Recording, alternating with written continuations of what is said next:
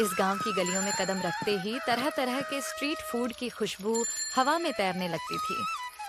कहीं Chinese noodles की सौंधी महक, कहीं पानी पूरी की खट्टी मीठी खुशबू, तो कहीं समोसे, वड़ा पाव और मोमोज के ठेले सजे रहते थे।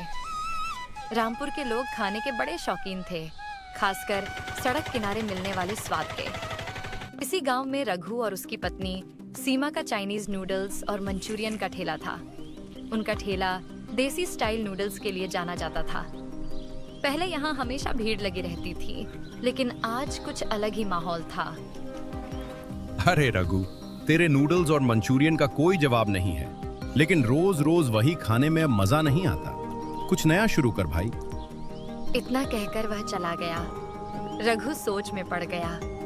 तभी सीमा आई और बोली, रघु जी, आज इतने नूडल्स बच कैसे गए? बिक्री कम क्यों है? लगता है गांव वालों का स्वाद बदल रहा है। अब कुछ अलग करना पड़ेगा। तुम ठेला संभालो, मैं जरा गांव घूमकर देखता हूँ कि सबसे ज्यादा भीड़ कहाँ है। रघु पहले पानीपुरी के ठेले पर पहुंचा। वहां बस एक दो लोग। फिर मोमोज के ठेले पर गया। वहां भी वही हाल। समोसे के ठेले पर तो सन्नाटा पसरा था। मन ही मन वह बोला, लगता है सबकी हालत एक जैसी है। घर लौटते वक्त वह पाव भाजी के ठेले पर रुका। भाई, एक प्लेट पाव भाजी पैक कर देना। अभी देते हो रघु भैया। वैसे धंधा भी खास नहीं चल रहा। हमारे यहाँ भी यही हाल है। अगर ऐसा ही रहा तो ठेला बंद करके दूसरा काम ढूंढना पड़ेगा। घर आते ही सीमा ने पूछा, कुछ खास दिखा क्या? नहीं सीमा, सब परेशान हैं। अब हमें सच में कुछ बड़ा सोचना होगा। यही से रघु और सीमा की नई राह की कहानी शुरू होती है। धीरे धीरे रामपुर का रंग फीका पड़ने लगा। एक एक करके गांव के सारे ठेले बंद हो गए। जो लोग कभी चाइनीज, पानीपुरी और समोसे बनाते थे, अब मजबूरी में खेतों में काम करने जाने लगे। रामपुर, जो कभी खाने के लिए जाना जाता था, अब खामोश हो चला था। अब पूरे गांव में सिर्फ रघु का देसी चाइनीज ठेला बचा था। लेकिन हालत यह थी कि उस ठेले पर भी अब कोई गांव वाला नहीं आता था। एक दिन रघु का दोस्त ठेले पर आया और बोला, रघु, अब छोड़ दे ये ठेला। इसे बेच दे और कोई दूसरा काम कर ले। इससे अब कुछ नहीं होगा। अरे भाई, हमारा गांव खाने की वजह से ही तो जाना जाता था। अगर यहाँ एक भी ठेला नहीं रहेगा तो रामपुर की पहचान ही खत्म हो जाएगी। पहचान से पेट नहीं भरता रघु। ठेले हो या ना हो, खाने वाला चाहिए। मेरी बात मान, ये काम छोड़ दे और मेरे साथ खेत चल। दिन के 400 मिलेंगे, ऊपर से खेत के फल भी खाने को मिलेंगे। रघु कुछ देर चुप रहा, फिर भारी आवाज में बोला, ठीक है भाई, कल से मैं तुम्हारे साथ खेत चलूंगा। शाम को रघु ठेला बंद करके घर आया और सारी बात सीमा को बता दी। कोई बात नहीं रघु जी, खेत में काम करके भी हमारा गुजारा हो जाएगा। अगले दिन से रघु खेत में मेहनत करने लगा। दिन भर धूप में काम करता, शाम को जमींदार से पैसे लेकर घर लौट आता।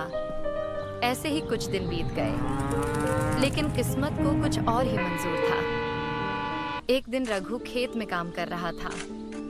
घर पर सीमा खाना बना रही थी। तभी रघु का दोस्त हांफता हुआ दौड़ता आया। भाभी, जल्दी चलो, रघु को खेत में सांप ने काट लिया। यह सुनते ही सीमा के पैरों तले जमीन खिसक गई। वह बिना कुछ सोचे दौड़ पड़ी। अस्पताल पहुंचकर देखा, रघु बेड पर बेसुध पड़ा था। डॉक्टर ने गंभीर आवाज में कहा, सांप बहुत जहरीला था। जहर पूरे शरीर में फैल गया है। मरीज कोमा में चला गया है। हे भगवान, अब मैं क्या करूं? 2 दिन तक वह अस्पताल में ही रही। तभी रघु का दोस्त आया और बोला, भाभी, आप चिंता मत करो, मैं हूँ। देवर जी, मेरे पास 1 रुपया भी नहीं है। रघु जी का इलाज कैसे होगा?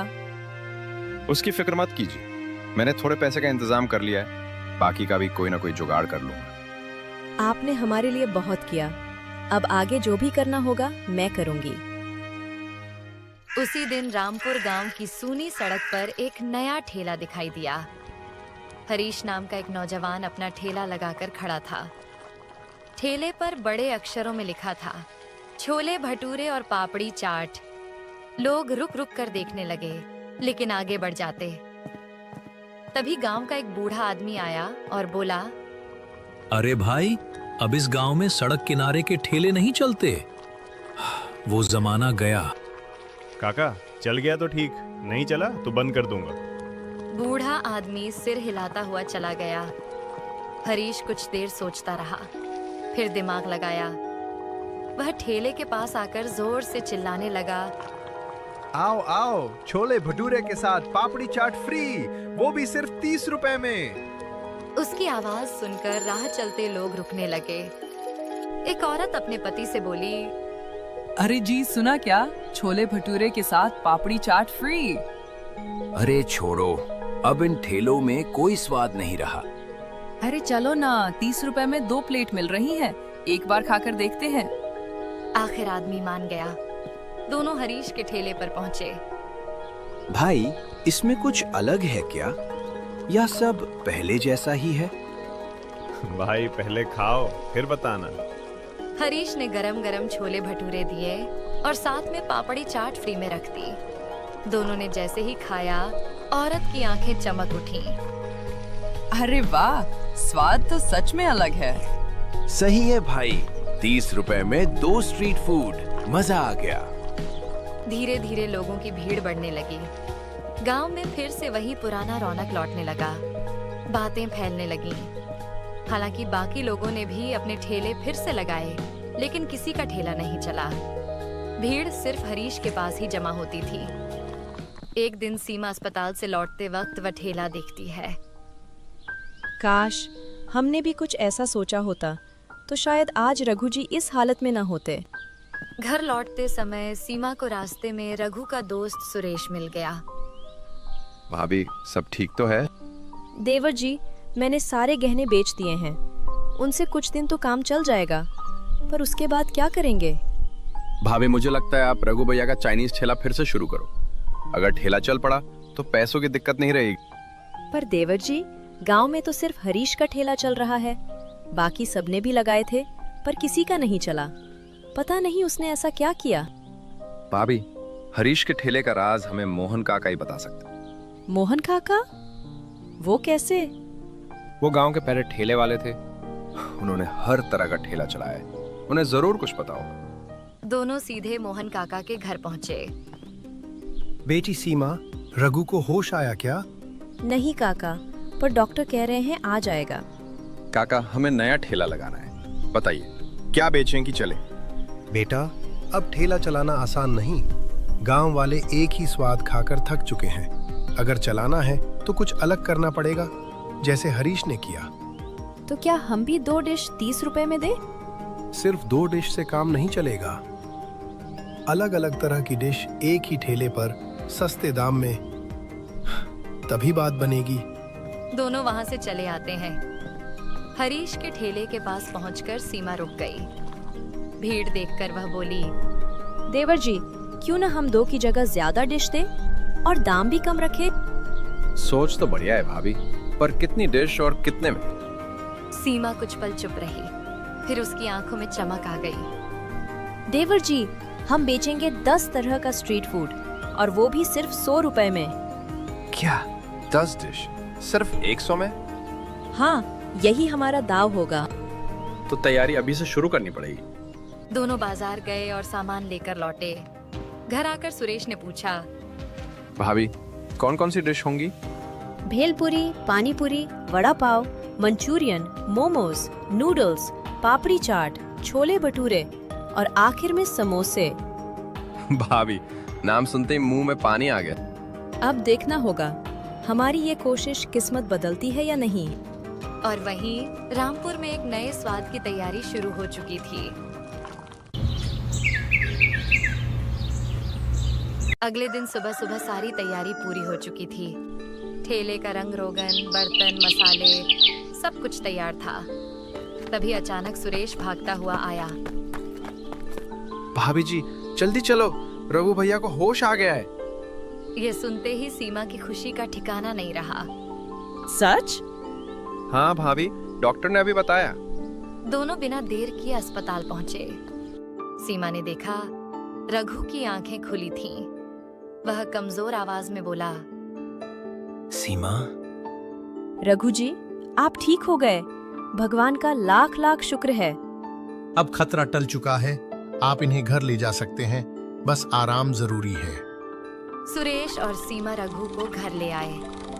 घर पहुंचते ही सीमा ने सारी बात बता दी। ठेले की योजना, 100 रुपए में 10 स्ट्रीट फूड और सुरेश ने की मदद। सुरेश, दिल से शुक्रिया। तूने हमारा बहुत साथ दिया। भाई शुक्रिया तब कहना जब ये 100 रुपए वाला ठेला सच में चल जाए। उसी शाम सुरेश और सीमा ठेला लेकर गांव की उसी पुरानी जगह पहुंचे। ठेला देखते ही लोग रुक गए। तभी सुरेश जोर से चिल्लाया, आओ आओ गांव वालों, 10 तरह का स्ट्रीट फूड एक ही ठेले पर, सिर्फ 100 रुपए में। लोग हैरान होकर आपस में बातें करने लगे। अरे ये तो झूठ होगा, इतने कम दाम में इतने सारे आइटम्स। नहीं रे, देख सीमा खड़ी है, वो झूठ नहीं बोलेगी। 2 लोग ठेले पर आए। सुरेश, सच में 100 रुपए में 10 डिश? हाँ भाई, पूरे 10। चाहो तो पैक करवा लो अभी के अभी। यही नहीं खा सकते क्या? भाई जी, 10 डिश एक साथ खा पाना मुश्किल है, इसलिए हम पैक करके देते हैं। कौन कौन सी डिश मिलेगी इसमें? सुरेश ने सामने सजी चीजों की ओर इशारा किया। भेलपुरी, पानीपुरी, वड़ा पाव, मंचूरियन, मोमोज, नूडल्स, पापड़ी चाट, छोले भटूरे, समोसे, सब मिलाकर। दोनों की आंखें चमक उठीं। ठीक है, दे दो। सीमा ने थैली में सब पैक कर दिया। वे खुश होकर चले गए। उन्हें जाता देख और लोग आने लगे। एक बूढ़ा बोला, बेटी, इतने सस्ते में इतना सब अच्छा ही होगा ना? काका, अगर पसंद ना आए तो पूरे पैसे वापस। बस फिर क्या था, भीड़ लग गई। शाम तक पूरे 3000 रुपए का माल बिक गया।